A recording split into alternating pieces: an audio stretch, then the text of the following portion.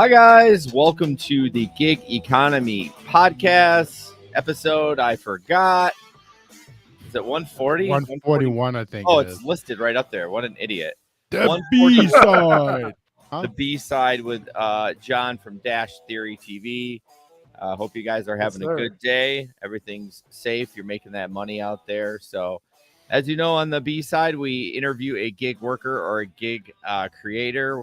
Mostly, they've all been on YouTube. I don't know what else you'd be doing if you weren't on YouTube. TikTok.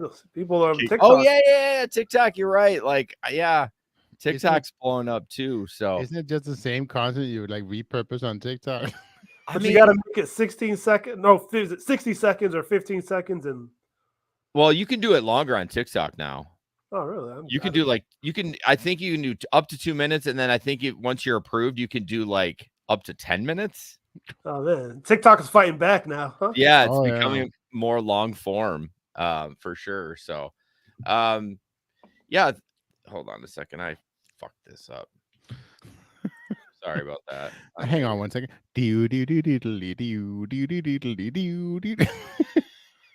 I'm the worst with this. On this B side, I'm just kind of more laid back, and not that everything's not important, but I'm just it's fine. It's meant to be a little bit more kickback. So, hey, Janet, how are you doing? Yeah, for sure. So, anyways, like I said, as you know, we talk about our gig creator, and that's who we have here tonight, John from Dash Theory TV. So we're just going to talk a little bit about him. He's going to talk a lot about himself, and this is the platform to do that. It's not a news one, so you can go ahead and just tell us who you are, what's your story, where you're from, and then we'll jump into your primary gig, your market, and those kind of things. Okay, yeah, definitely. So John Dash, my channel Dash Theory TV on all the different channels, but I'm in Phoenix, Arizona, by way of Anchorage, Alaska. So came out here in 2003, been here ever since. I love it out here. There's no winter out here. So, I mean, I grew up in a place where it was pretty much winter 9 months out of the year. So that was my goal as an adult to get out of there, basically. So now I'm in Arizona where it's, like I said, you don't got to shovel sunshine. So so the first part of your life, you took all the winters, and now you take all the summers. Pretty much. It'll balance out soon.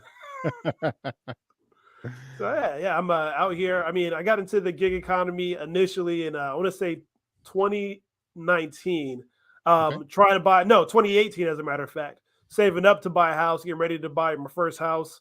So it helped me accomplish that, and so I've pretty much been involved with it ever since. It was a way just to make some extra money on my free time and save extra money up, so pay off bills, debt, whatever it may be. So that's one thing that I've always appreciated about it. And then in 2020, when COVID happened, got laid off, and then went full time for the gig work for a long time. And then I just last year came back to part time. So okay. But I do all the apps, pretty much everything out there. No, did you do any gig work in Alaska? Is there gig work in Alaska? No, there is gig work in Alaska. I've never done gig work in Alaska. I've thought about it. I've been in Alaska to visit, turned on the apps. And I was like, Alaska's more spread out. You would think that the desert would be more spread out, but no, Alaska is, even though it's a smaller city. Yeah. So it's no, I've never done it up there, but I know there's a lot of it's just become a thing up there, and I've seen some TikToks and things of people doing gig work up there, which is interesting. But I wouldn't want to do it in the winter. It's just I've been in enough just getting myself home in the winter. Not to mention drive for other people. That would be brutal. So go ahead, Jesper. Sorry about that. We can probably guess from your name, but what is your primary? We talk about buckets. What's your primary bucket? So you would think it's DoorDash because of the name. No. I was thinking. So that's what originally it was. When I first started gig work, DoorDash was my first app, and but then I've graduated to grocery delivery, as I like to say. Go to the grocery delivery, do a little bit more work, but make a little bit more money per time and per mileage, especially. And ever since the gas prices shot up, I'm looking to reduce my mileage, doing groceries, and trying to make as much money as I can. So nowadays, my primary is Walmart Spark. Okay. And about how many? So you said that you have gone to part time with us. So how about how many hours a week do you do Spark? I would say I do 3 to 4 days a week. So about, I would say between 20 to 30 hours a week. So probably average Oh, like 24. so definitely Yeah. part-time. I mean, Right. not just, oh, that's awesome. So you were a full-time gig worker, and Mhm. then you said the pandemic hit, and then you went back to, or you got like a W-2 job? The other way, yeah, no, the other way around. So Oh, I other way was a around. part time. The pandemic hit, got laid off, then went full time. Okay. Right. Liked the freedom, did that for a while, but Yeah. then as you know, things changed with the economy. I was like, I want to get insurance and different things. Got that, but with the full time, was able to get a work from home job. So Oh, that way, definitely be able to keep my expenses low, and then as soon as I get off, I can pretty much go right down and do some work. That's one of the Right. things that allows me to do as many hours as I do a week. So Sure. oh, that's amazing. Sure. Yeah, that's great. Um, so Spark, are you doing the work from home? You're probably like a 9 to 5 or 8 to 4 or whatever. so early days. So I have a 4 by 10 shift, but it's basically 5 a.m. to 3:30, and then well, this time of the year, then after the time change, what is it? The fall back, spring forward, then it's 6 to 4:30. Is it, Um, wait a minute. So they made your time different so depending on the time change? so it's an Arizona thing. So Arizona doesn't have daylight savings time. So Right. we stay still when everybody moves forward an Yep. hour. And Technically, because of my schedule is based off of Eastern Standard Time, I was it gonna moves say, it yeah, that way. Yeah, it's compared to where it is now. So because the main office of your remote is in Eastern Standard Time. exactly. I see that all the time, particularly with remote. I was like, oh, that's what it is. Yeah, my wife's their main, so she's remote 100% too, and their Mhm. main is actually in North. I want to say North Carolina. No, it can't be because it's actually an hour ahead too. I forget, but they same thing. Oh So yeah. but yeah, that's kind of interesting. That is weird. I've never heard of that your schedule would have to change. Like, hey, guess what? We start at 6 a.m. now instead of 5. Like, just the dumbest thing I ever heard. But I get Well, it. It makes mhm. sense if Well, you're so here's the funny thing about it too. So like when I was in training for the work at home job, it was like 9 to 5 or whatever. And then when I came out of training, it was at the time when it was like 6. And then so then we just had this time change and went back to 5. And so it's like, I don't remember signing up for this, but I guess I did. oh, 5 a.m. So I mean, but let's be honest though. Everybody should just stop this oh this yeah. nonsense. There's no reason for daylight savings time anymore. There's just no. It's Nah. just stop the nonsense. It's the stupidest thing I ever heard of in my life. I mean, I get it. Way back in the day, whatever. We have a When you go lot to of farming and all that stuff, yeah. it made more sense. So here's Well, another thing that's even funnier. There's places in Arizona that don't have it. Really? Yeah, so like the Navajo reservation is just on the reservation. There's no daylight savings time, so it's Okay. exactly. total bullshit. Yeah, it is weird. There's a lot of old laws back from when we started this country that need to be revisited. You know, we won't go into details on that, but so back to my original question. You get done at 3:30 or 4, whatever the time change is, and then do you find that you do well with Spark in the evenings compared to when you used to do it during the day? So no, I let me phrase that. I don't do as well in the evenings. No, so in Yeah. the evenings, that's when I'll do more Uber Eats, which is like my secondary. Because in Okay. my market, DoorDash is hard to get a schedule if I'm not planning, Oh, and especially if you pause it and then you're off the schedule, you pause too long because you're doing too many good Uber Eats orders or whatever it may be. So yeah. nowadays in the evenings, turn on Uber Eats because I know that I can turn it on anytime I want to. Right. But Yeah. I usually do Spark on my days off, and I like that because you can start as early as 7 a.m. when all the food apps are dead, and get some decent orders at opening, Yeah. and pretty much hit my goal by about 1, 2, sometime between 1 and 3 in the afternoon, and just be Okay. good for the rest of the day. Okay. Yeah, I've struggled a little bit on Spark. I went back to it in what did I last fall, and it wasn't as good as it was before. I don't know if my Walmart got they saturated it with drivers or whatever, but I haven't done a Spark in so long. It's been crazy. I hate sitting still, so me just sitting in the parking lot waiting for an order when like I know this is crazy. I've been doing more rideshare when like I literally can turn on Lyft and Uber and immediately get work. Like Right. It's busy enough during the day. Now they're not great rides like Jesper gets, from 9 p.m. to 3 a.m. But I mean, I can stay busy on rideshare all day long. Now you're driving more and it doesn't pay as much, but sitting at Walmart and just waiting for them to drop and they may not even drop that day. I don't know. I just don't have the patience. See, I have to learn that Walmart is very market specific.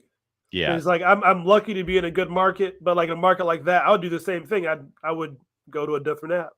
Well, it used to be ballin'. Like when it first came out for the first 2 years, like I would clean up. I basically didn't have to do any other gig.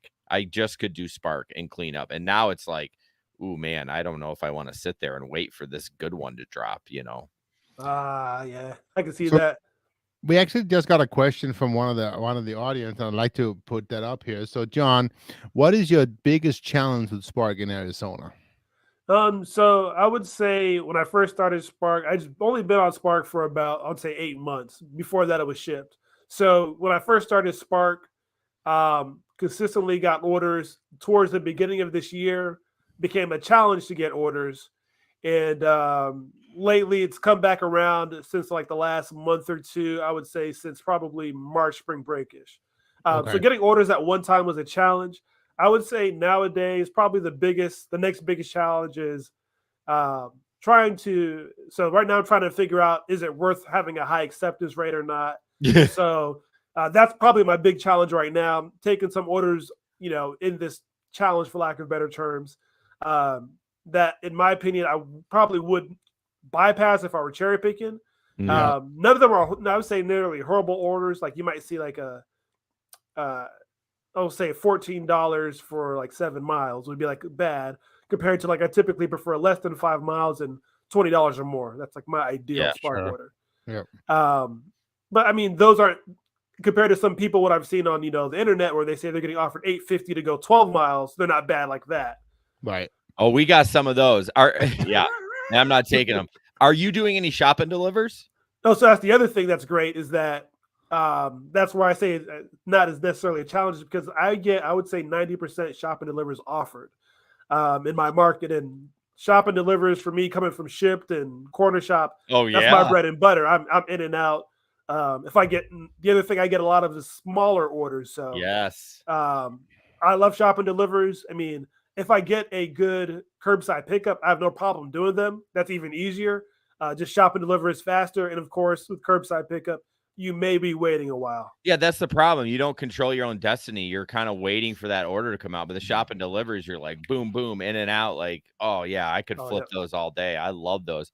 And I take the small ones, too, when I do get them, like less than 20 items. Like, I'm not dealing with – I see these people pushing like 3 carts around. I'm like – oh, no. And they're like, oh, I'm making $60. I'm like, really? It's going to take you 3 hours to shop that thing, and then you got to pack it up and deliver it? Like, that is not worth $60. No, I screen every order. You got to have that cap in your mind. Like, I understand if it was like 3 carts and maybe a couple 100 plus or something. Oh, yeah. But in my mind, I'm always looking at how long is it going to take me to complete this order? If it's, a big order, is it going to be, I would say, it's going to take me 2 hours. Is this worth 2 hours of my time? Right. I got to ask one more question about Spark, and then we'll jump into a little bit about your creation on YouTube.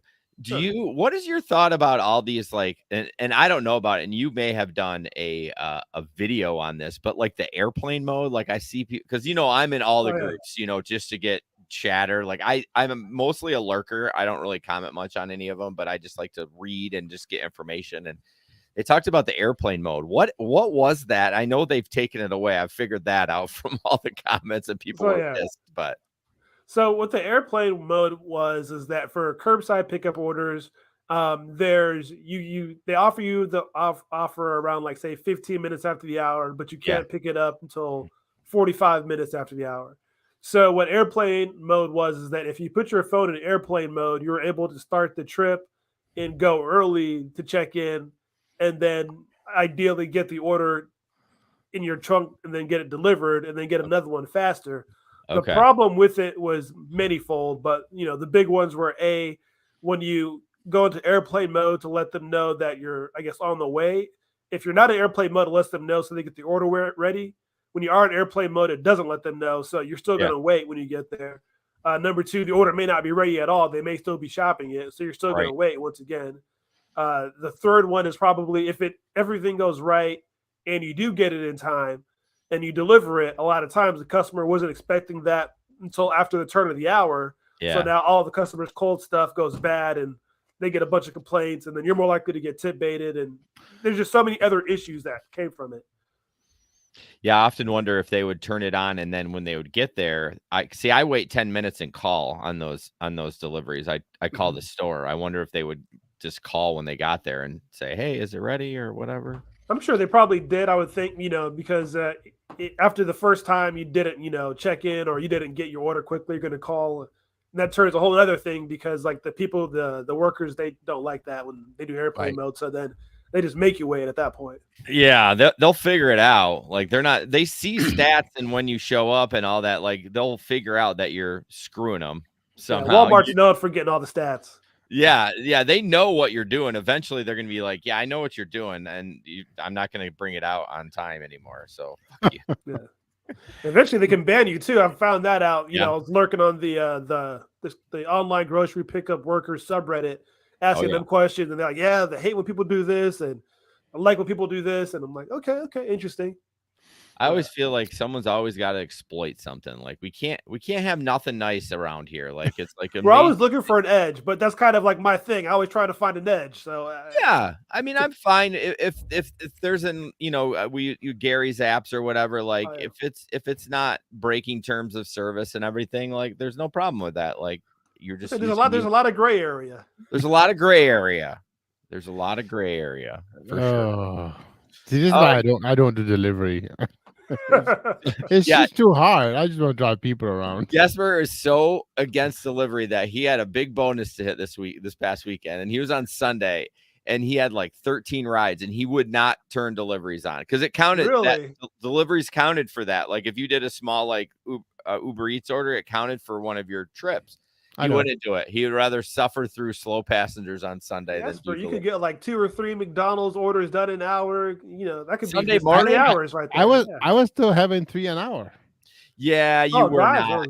You were doing those long ass trips from downtown. There was that one in the middle that was a pain in the ass. Whatever. Don't act cheapish now. You were bitching about it all day Sunday. Of course I was, but it took me 6 hours to do 13 rides. So I guess average 2 an hour, I guess.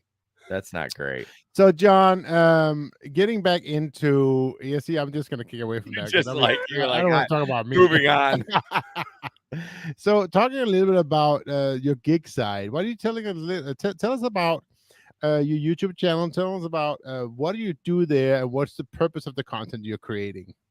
So, my channel, trying to give people an edge, trying to figure out these algorithms, or even just the tips and tricks.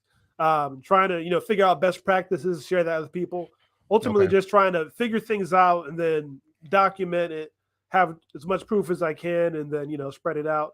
I'm also a bit of a numbers guy. So whenever possible, I try to get some numbers in there, try to, see what's a better way to do things or not.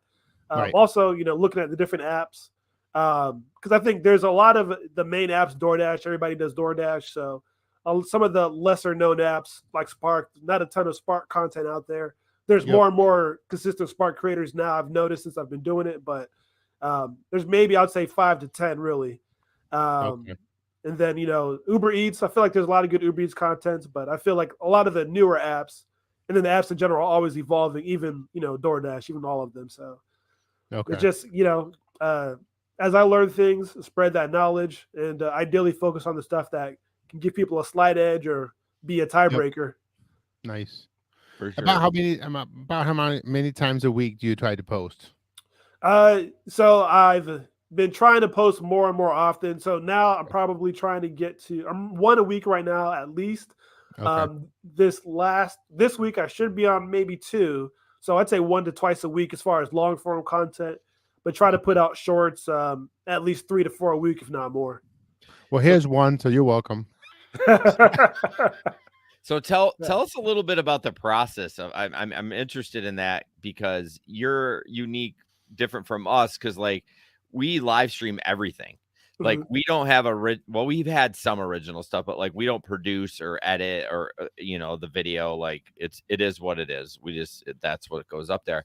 So I often wonder, you're like, when people hear you say you only do one a week, they're probably like, one a week? Like, what are you doing? But like, what is like the time frame, the process of like how long it takes to gather all that, the camera footage and Yeah. editing and like, tell us a So little bit about that. sure. So the one a week, that's got to keep in mind I have the full time work from home, then actually got to drive and capture, and Yeah. then the actually uploading and editing. So like my idea, I always try to do when it comes to ride-alongs, um, have a purpose for it. So like right now, all my ride-alongs are pretty much about acceptance rate. Mm. Also looking at the things that are like my situation specific. Like I said, I get 90% shop and deliver orders. So I have like like as I see different changes in the app when I'm doing shop and deliver, or I notice new updates, I start to collect those things, and then all of a sudden I got 5 new things about shop and deliver, or 5 little tricks, like things I didn't know when I started, because I'm still learning new stuff every day. Like I just barely learned how to actually enter the barcode for fruit. I was entering it, looking at the actual barcode and realizing it was a 4-digit number.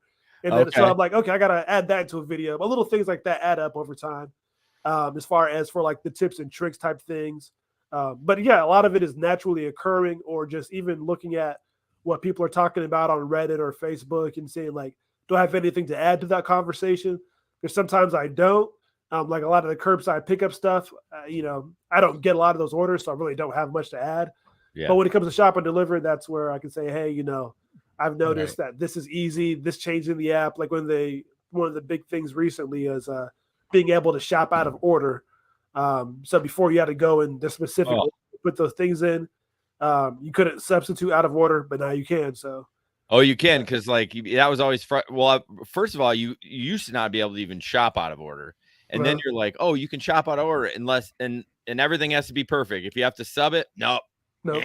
like why even put that in the app? What a stupid coding thing. Like, okay, like we're trying to make this efficient. I get the cold and the stuff that needs to be cold. I understand that's got to be at the end. I have no problem with that, but like making me walk all over the freaking store. And I'm like, when I did it, I didn't even gamble on something on the other end. I just shopped it in order, because what if I go all the way over there and I got to sub it, then I got to walk all the way back to grocery like an asshole and then go all the way back over and sub it. See, what I would do back in those days is like, okay, I'd be like, okay, well, figure out, does it have a sub on? Because the other thing is like, you go back to try to sub it and you realize, oh, they don't even have subs on here. I Yeah. did that for no reason.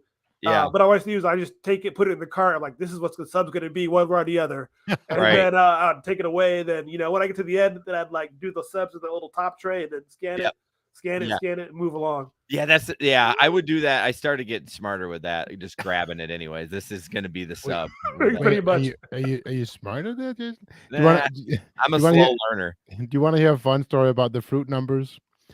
So it's actually an international concept that's been around forever. I used to work like 30 years ago. I worked retail in Denmark, and it's the same numbers, John. Really? Like, yeah. I mean, wow. the number for banana, I look at it, it's like, oh, that's what I used to type in every day when I saw bananas. It's the same number. Yes. These are international banana conglomerate. Oh my goodness. It's all the fruits. I mean, so they on the little label on the fruit, there's a little 4-digit number on the label on the fruit, and that's just it's been the same number. That's bizarre. You know what that actually makes me realize? That's like a resume point now. I know how to code fruit. Heck yeah. There you go. He's a new fruit guy at Walmart. When I saw it the first time I bought. Yeah.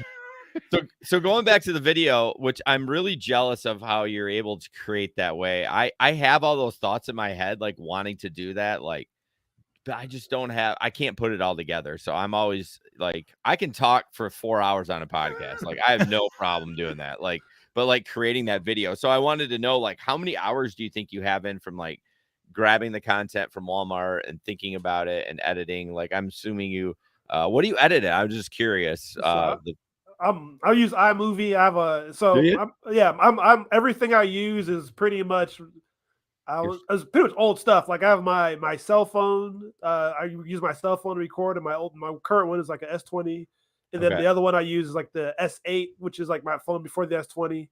I got my laptop is just a 2013 or 14 MacBook Pro. Still ticking. That thing is solid. has a little bit of battery life issues sometimes, so it keeps it plugged in. But outside of that, it's a strong computer. Okay. But as far as editing, iMovie, and then I probably like a process for like these videos now. I know I'm going to be talking about acceptance rate, so I bring it out there. Click every order or screenshot every order. Kind of identify like what are my goals. Like for initially, it was okay. What are my problems with having a low acceptance rate? At least at that point, where not getting enough orders. Wondering if I could get better paying orders. What if I can get lower distance orders? Wasn't seeing a lot of tips on orders. So that as I'm raising my acceptance rate, am I noticing a change? So putting all those orders in a spreadsheet, doing a little bit of formula, seeing, okay, are what's the 50s compared to the 60s, compared to the 70s? No, right. Then, kind of look at the data, trying to make some conclusions, and then see if those conclusions stay constant as I continue to, go through those acceptance rate. So that's kind of for the ride along series. That's kind of the thought process. So like for a video, like where I'll say going to 50% acceptance rate, go out, say on a Tuesday morning, I know like 5 orders ideally should get me from 50 to 60% if I'm taking them all, because Spark goes by 2%. Mm-hmm. And, record my thoughts throughout the day, things that I notice. Then, take pictures of the actual the cart, little things too that people want to see, what does the order look like in my cart, and all those things. But yeah, besides that, I mean, a lot of times I'm sitting waiting for an order, kind of writing thoughts in my my Google Docs. I'm like, oh, I noticed this today, and then kind of dispersing it back, doing later on the day. That's cool. I have to bring something up. This is I think I've never heard this. Jesper knows what I'm going to bring up. So you have a Mac, but you use Android phones, which is it's so funny. Like, I love how you said, because Jesper and I go back and forth about the Macs. Like, I have an Apple phone, but like the Macs are so expensive. Like, I can buy like 19. That's why I have an old Mac. But it's my point is it still works. It's a little battery issue, but it's like built like a tank. But like, that's why I love them. Yeah. I never heard anyone that had a Mac and then Android phones. It's always like. So here's my theory. It's like, as far as the computer, I love Mac because I feel like they're, like you said, they have good value. You're gonna spend money on them. Yeah. But if it lasts you spread it over, 10 years versus when I had a Dell, it's 5 years. And then another 5 years, I was getting a new computer. I was like, okay, it'll last me 10, 15. And then the Android phones, I love the open source. I love being able to download, being able to just be able to do what I want. I don't like the whole locked to the iTunes, Apple Store, iPhone environment at all. That's fair. I'm surprised you go Samsung and not Pixel, though.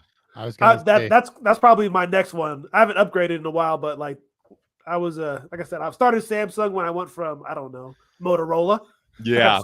So I'm stuck with Samsung forever at this point. When I went from Samsung to Pixel, I saw a huge speed increase because there's no bloatware on it. Oh, and see, it's so nice because so it's clean. Just this is what it's supposed to work, right? There's nothing on it that's not supposed to be on there, right? And it's just I've seen some Pixel pictures, and I love the camera on Pixel. That's the other thing that I love about that, man. Yeah, I have a Pixel 4 that I use just for gig work, and it works just fine. Like, I don't use it anything else, and I'm like, yeah, it's I love it. So I'm gonna have to look at a used Pixel just for my recording phone, just because of that. Yeah, for sure. They're pretty good. Hey, since we're kind of getting a little bit up there in time, why don't you quickly share with us your best story out there from since 2019? What is that one story that just stands out? Let me think, man. What is probably my best story? I don't really think I have too many exciting stories. I'm trying to think. There's hadn't been one.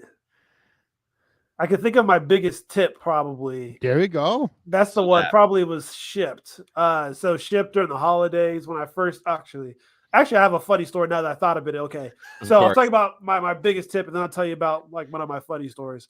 So shipped during the holidays, got a $50 tip on like a 10-item order. Nice. I want to say it was like in December, and it was like when I first started shipped. So I think I started shipped in November of probably 21, and and so it was like it made me love shipped from the get-go. And then from that, on top of that, there was a bunch of bonuses that would always overlap, and so for shipped was my favorite app for a good little bit.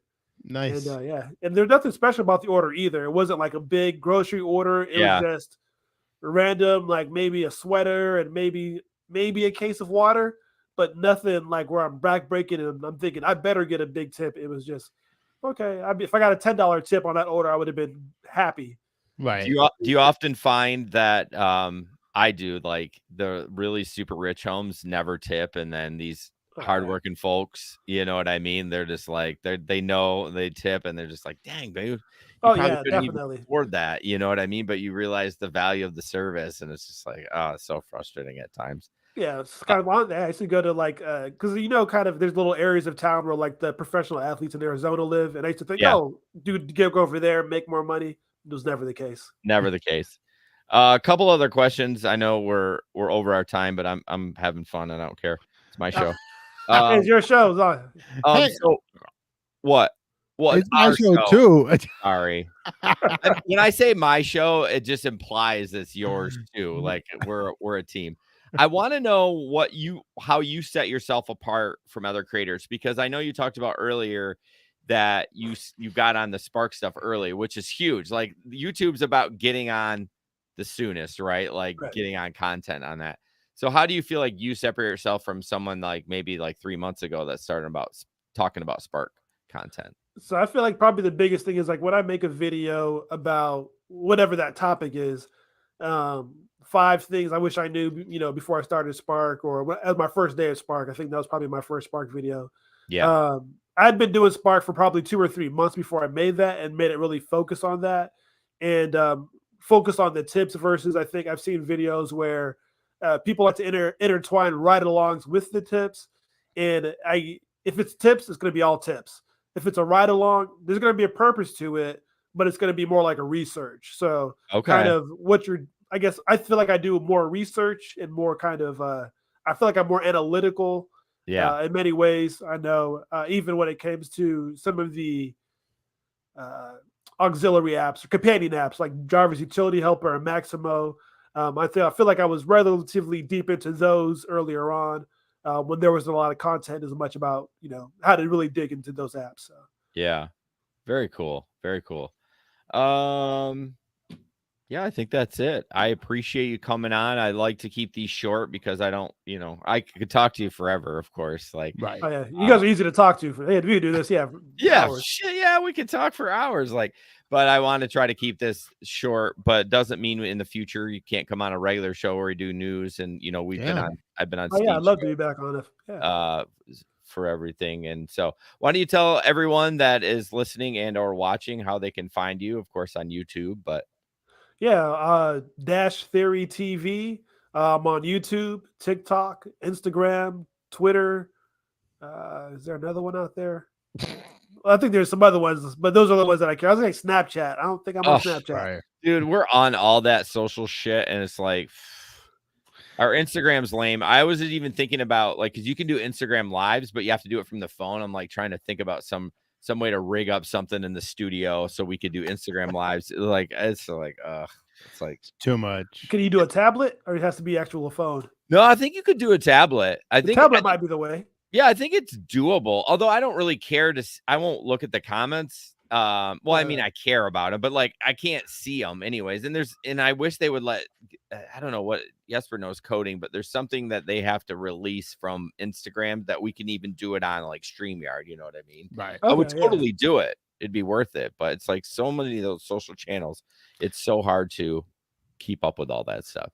Where do you think you are the most socially? Let's answer that. Ooh, so definitely outside of YouTube, probably Instagram. Gotcha. Okay. Yeah. If anybody else get in contact with me, that's the best way to get in contact with me. Probably DM me on Instagram. Yeah. I'm on there at least say 5 days a week. Maybe not every day, but 5 days a week for sure. Everybody's got the one that they use a lot. Like I met Steve from Rideshare Rodeo on Twitter. I think that's where we connected. I've met a lot of people on Twitter. I think I found you through Steve on Twitter initially or something like that. Yeah, I think we might have connected. Yeah. Yeah, for sure. So, but yeah, I never find anybody on Instagram. I don't know what it is. But anyways, I'm rambling on. So John, stay on after we're off. But everyone that's listening, thank you guys so much. Thank you so much, guys. 142 next week, a regular format. You're still here next week? Like you're gonna be on vacation in a couple weeks, right? A May couple 10th, weeks. No, yeah, it's not until May 7th. Yeah. and Steve's gonna be the host on that night. So we'll tear it up. But anyways, John, thank you so much for being on the show. I appreciate you. Thank you guys for having me. And we'll talk to you in a Thanks, week. John.